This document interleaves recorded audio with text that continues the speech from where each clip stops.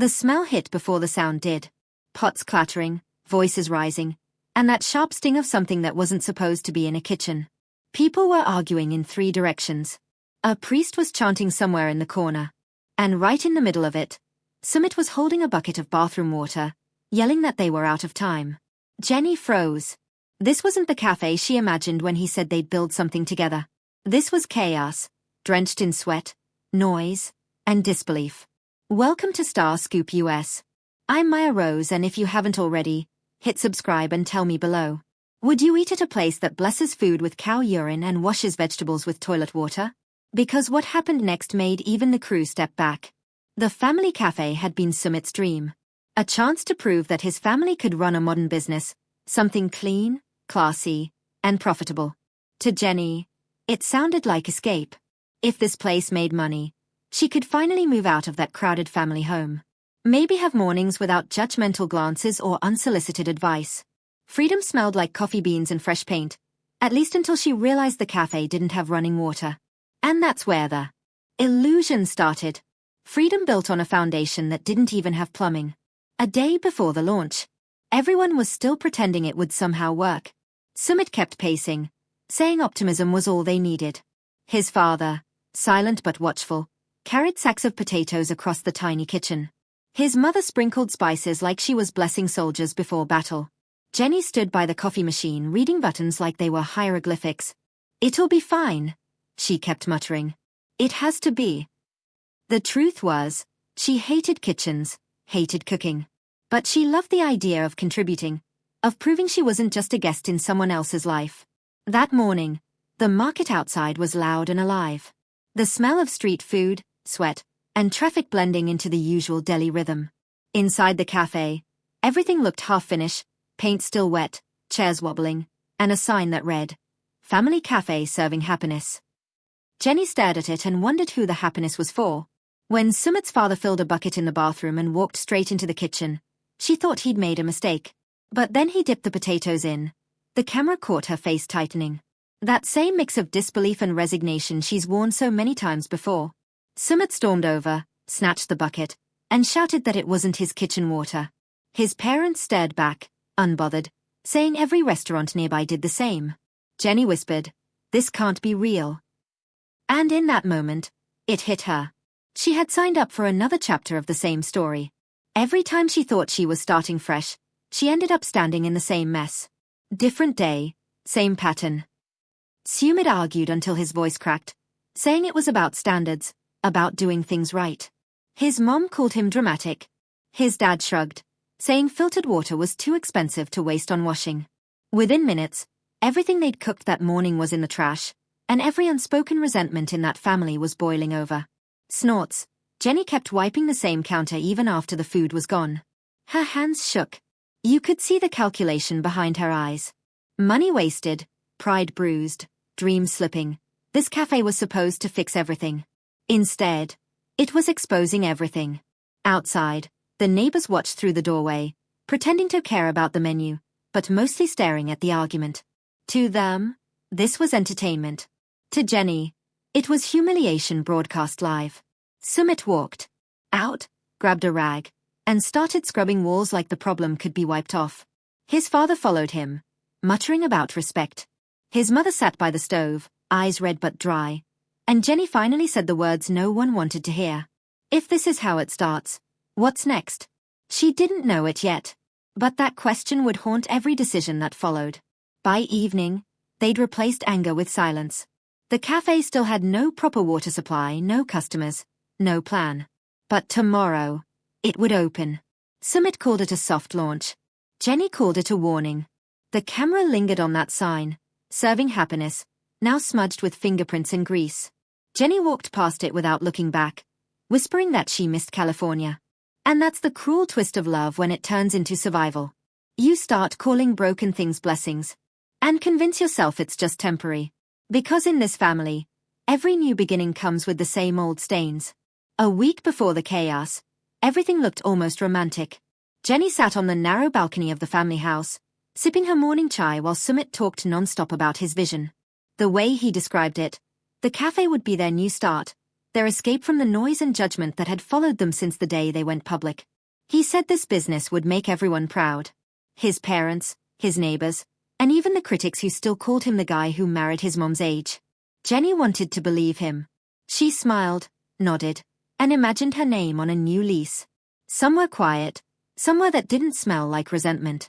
Every time he said the words financial independence, she heard freedom. But what she didn't know was that his version of independence still came with his parents' fingerprints all over it.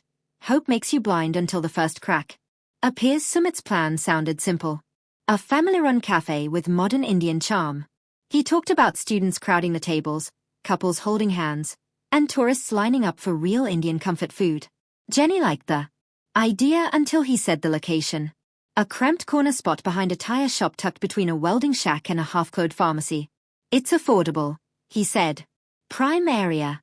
Affordable was a nice word. Jenny stepped out onto the narrow balcony again, her hands still tingling from the morning's frantic cleaning. The street below buzzed with scooters, street vendors, and the occasional stray dog weaving through the crowd. She leaned on the railing, feeling the weight of reality pressing down. The smell of the unfinished cafe, a mix of damp potatoes and chemical cleaner, lingered in her nose even outside the house. She thought of the dream she had clutched so tightly, of running her own life without Sumit's family hovering over every move. That dream now smelled like waste bins and burnt spices. Inside, Sumit was still scrubbing the walls with that same furious intensity, his hands red from the repeated contact with harsh cleaning agents. His father, silent yet looming, had taken over the task of moving crates of dry goods into the corner, muttering about respect, tradition, and how no cafe in the city would ever survive without family backing. Sumit's mother, sitting quietly by the stove, occasionally glanced up with an expression that balanced pride, exasperation, and hidden despair. Jenny's eyes followed her silently, noting every wrinkle in her mother-in-law's forehead as if they were lines in a prophecy she didn't want to read. The camera crew, instructed to remain unobtrusive, whispered among themselves, exchanging glances that suggested even they were struggling to process what they were witnessing. One assistant whispered to the sound technician, "I don't think reality TV has prepared me for this." The technician only shook his head, fumbling with the boom mic to avoid touching the damp walls.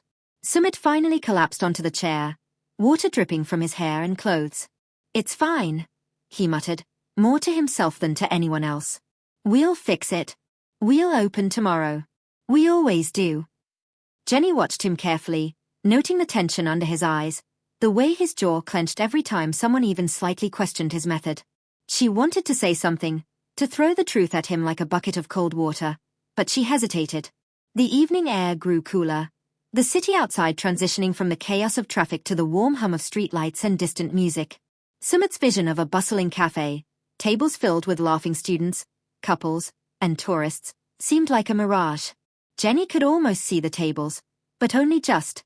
Every detail of that fantasy was smeared with fingerprints, literal and metaphorical, of a family that couldn't quite separate love from control.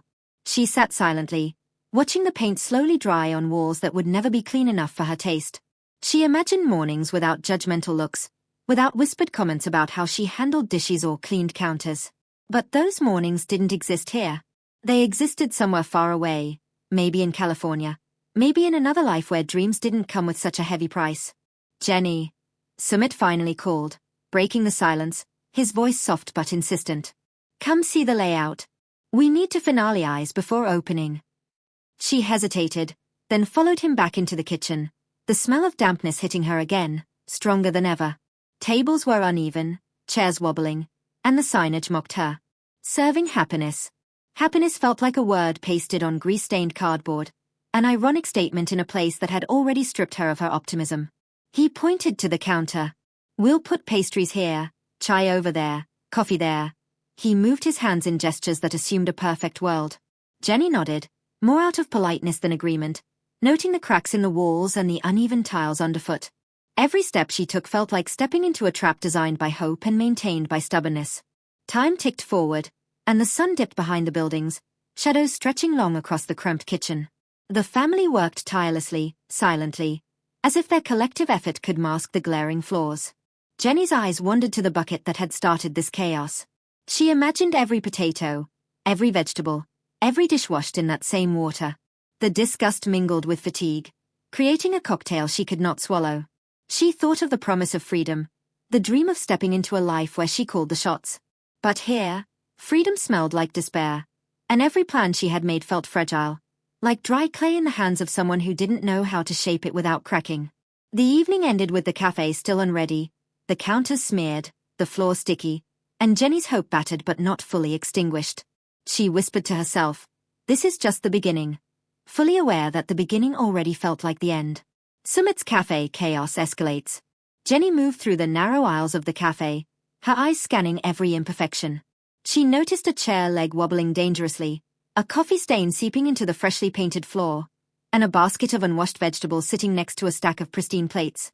Each detail felt like a personal affront, a reminder that the dream she had been sold was built on compromise, chaos, and corners cut too sharply. Sumit, oblivious to her silent judgment, continued to move from corner to corner, arranging ingredients, adjusting utensils, and speaking in rapid-fire bursts about marketing plans and grand openings. "Tomorrow," he repeated, "everything will look perfect. Patrons will come. They'll love it. We just need optimism and a few finishing touches." Optimism felt thin, like paper stretched over a bucket of water, and Jenny wasn't sure if it would hold. His father wandered around, carrying sacks and occasionally muttering phrases like "respect the process" or "family first," as if those words alone could justify the mess. His mother hovered near the stove, sprinkling spices with deliberate precision, but her eyes betrayed fatigue and the faintest trace of regret. Jenny watched them all, noting the rituals, the routines, and the unspoken hierarchy that dictated every movement. She wanted to speak, to confront, to say, "This isn't just about a cafe, it's about dignity." But words faltered at the edge of her lips. Instead, she quietly assessed the damage. The counter still sticky, the sink filled with murky water, and a bucket of potatoes still waiting to be washed properly. She realized that what Sumit considered standards was a mix of tradition, stubbornness, and denial. The camera captured it all: the tension, the smell, the chaos. It lingered on Jenny's face as she processed the layers of disappointment and horror. Crew members exchanged glances, murmuring, but they didn't intervene. They knew better than to step into a family storm. Even as the sun set, the heat inside didn't lessen. Sweat dripped from foreheads, and the aroma of partially cooked food, unwashed vegetables, and cleaning chemicals mingled into a nauseating haze. Sumit paused, looking over the mess, and tried to inspire. "It's temporary," he said, brushing a damp strand of hair from his eyes. "Tomorrow, when we open, everything will be flawless. You'll see." Jenny's lips pressed into a thin line. Temporary felt like a lie disguised as hope, a bridge built on mud that couldn't hold anyone's weight. She remembered the early days, when Sumit painted visions of students laughing over chai, couples whispering in corners, tourists marveling at the authenticity of the flavors. Now, the fantasy clashed violently with reality. The cramped space, the peeling paint, the buckets of water from bathrooms, all of it screamed failure before a single customer had even stepped through the door. Hours passed, and still, the family continued. Sumit's father occasionally glanced at Jenny, as if testing her patience, while his mother sprinkled spices like blessings over invisible dishes. Jenny's mind wandered, imagining what it would be like if she could walk away, leave the city, and escape the relentless intrusion of family expectations. But obligations, promises, and the invisible weight of love and loyalty held her in place. By late evening, the cafe was a war zone of half-finished preparations. Jenny stood back, watching Sumit mop the floor yet again, his movements frantic and uncoordinated. She wondered how many days, how many mornings, would be lost to this relentless cycle. Each plan was undermined by tradition, each vision sabotaged by chaos.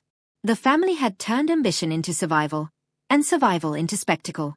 Jenny finally whispered under her breath, "Every new beginning comes with old stains." The words felt heavy, final, and true. She glanced at the sign, "Serving happiness," now smeared, warped, and taunting. Tomorrow, when doors opened, the world would see the facade. But Jenny knew the truth. Happiness wasn't being served here. Only tension, frustration, and the lingering scent of what was never supposed to mix. The night deepened, and the city outside hummed softly, oblivious to the chaos inside the cramped cafe. Jenny found a corner to lean against, trying to steady her racing thoughts. The earlier vision of independence, a quiet morning without unsolicited advice, felt like a mirage that had faded in the harsh light of reality. Every splash of water from a bucket, every spat of spices, every clatter of pots reminded her that the dream she had bought into was nothing more than a story told by someone else. Sumit finally slumped against a chair, exhausted but unwilling to surrender. "We can fix this," he insisted, though the tremor in his voice betrayed him. He tried to make sense of the mess, chalking it up to inexperience, bad timing, or just the inevitable hurdles of a family-run venture. Jenny watched him, the lines of fatigue and stubbornness etched into his face. She knew these hurdles weren't temporary. They were woven into the fabric of the family, embedded in every corner of the cafe. The smell of damp potatoes and cleaning chemicals lingered in her clothes and hair. She remembered her own hopes of contributing, of proving that she could be more than just a guest in someone else's life. But every attempt to participate here felt futile. Her hands, still sticky from the repeated scrubbing, were a physical reminder that intention alone couldn't create order from chaos. Sumit's parents moved with a quiet rhythm, almost as if they were performing a ritual. His father stacked crates and sacks with precision, while his mother's sprinkling of spices seemed ceremonial, blessing the day that would never arrive. Jenny wondered how long they had been doing this, repeating the same motions, justifying the chaos as tradition. She realized that for them, this was normal, the mess an acceptable byproduct of family pride and stubbornness. She wanted to speak, to tell them all that this wasn't sustainable, that no amount of hope could hide the flaws. But the words stayed lodged in her throat. Instead, she watched silently as Sumit continued to scrub walls, mop floors, and adjust tables. Each movement seemed like a desperate attempt to wrest control from a reality that refused to bend. Jenny's gaze drifted to the sign again. Serving happiness. She laughed softly, a hollow sound. Happiness was not served here. It was buried under buckets of water, grease-stained counters, and the heavy hand of family expectation. She realized that this cafe, this dream, was never meant to give her freedom. It was meant to expose the limits of hope when mixed with stubborn tradition. By midnight, the family finally paused. Exhaustion hung heavy in the air, and the cafe looked less like a business and more like a battlefield. Jenny quietly counted the mistakes, the overlooked details, the compromises that would soon become regrets. She thought of California, of mornings where she could breathe without tension pressing on her chest, without someone else's vision dictating her steps. But she was here, trapped in a cycle that promised nothing but temporary solutions and lingering frustration. Sumit's voice broke the silence. "Tomorrow, we open," he said, not as a declaration of success, but as a challenge, a dare to the universe. Jenny stared at him, the fatigue and disbelief mirrored in her eyes. She didn't reply. Words felt useless. The weight of the day, the smell of chaos, and the knowledge of what awaited her tomorrow made speech impossible. She stepped back, letting the family's rhythm wash over her. The mopping, the stacking, the sprinkling, all meaningless without proper planning, proper sanitation, proper structure. She whispered to herself, "Every new beginning comes with old stains." And this time, the words carried the weight of resignation, not just observation. Outside, the streetlights glimmered, the city moving on without notice. Inside, the cafe slept uneasily, a house of dreams half-built, a vision smeared with reality, a warning disguised as a launch. Jenny realized that tomorrow would bring more than customers. It would bring exposure, scrutiny, and the harsh revelation that some dreams, no matter how fervently hoped for, are born flawed. Morning arrived too soon. The sun barely touched the cramped corner where the cafe stood, yet the promise of a soft launch brought a flurry of movement. Jenny's stomach twisted as she watched Sumit pacing again, energy renewed by sheer hope, ignoring the exhaustion that clung to everyone else. His parents resumed their positions with practiced motions, stacking supplies, adjusting tables, and whispering rituals under their breaths as if repetition could erase imperfection. Jenny entered, careful not to touch anything, her eyes tracing every flaw. She noticed a table leg that threatened to collapse, a stack of dishes teetering dangerously, and the lingering smell of bathroom water that refused to leave the air. Her heart sank. The promise of a modern, clean, family-run cafe was a lie draped in determination and stubborn tradition. Sumit clapped his hands, attempting cheerfulness. "All right, team. Patrons are coming any moment." He sounded convinced, yet Jenny could see the cracks in his enthusiasm. She wondered how many first impressions they could ruin before customers even reached the counter. A few curious locals had begun to peek inside. The family welcomed them with smiles that didn't reach their eyes. Jenny watched as one woman sniffed suspiciously, wrinkled her nose, and stepped back. Another man laughed nervously, exchanging glances with his companions. The soft launch wasn't a celebration. It was a test, and the cafe was failing before it began. Jenny moved to the side, her hands still shaking. She could feel the weight of every decision she hadn't made, every compromise she had silently accepted. She had imagined freedom, mornings without scrutiny, opportunities to build her own life. Instead, she was trapped in a cycle of exposure, the chaos of someone else's dream suffocating her hopes. Sumit tried to demonstrate the menu, explaining how each dish was prepared, oblivious to the audience's hesitation and the smell that lingered. He dipped a ladle into a pot, and Jenny flinched. Every movement reminded her of the previous day's disaster, of potatoes dunked in inappropriate water, of plans colliding with reality. The first customers approached cautiously. Sumit's optimism collided with Jenny's fear. Patrons laughed nervously, whispered observations, and photographed the strange juxtaposition of a traditional family cafe with visibly chaotic operations. Jenny's cheeks flushed with humiliation. She realized that for the outside world, the spectacle was entertainment. For her, it was degradation, a live broadcast of her worst fears. Hours dragged on. Some patrons left quickly, their curiosity satiated, leaving only the brave or the oblivious. The family tried to maintain composure, adjusting tables, replenishing ingredients, and repeating the motions that had already proven insufficient. Jenny moved quietly, helping where she could without touching the contamination zones. Every action was calculated, defensive, a strategy to survive the day without participating in the family's ongoing self-deception. By evening, the cafe was a mix of minor successes and glaring failures. A few dishes had been served successfully, but the memory of the bathroom water, the disorganized preparation, and the harsh smells lingered. Jenny's mind raced with calculations of money lost, reputations tainted, and dreams deferred. She had hoped this cafe would be a stepping stone. Instead, it was an unrelenting mirror of reality, reflecting flaws she could neither ignore nor fix. As the sun set, some,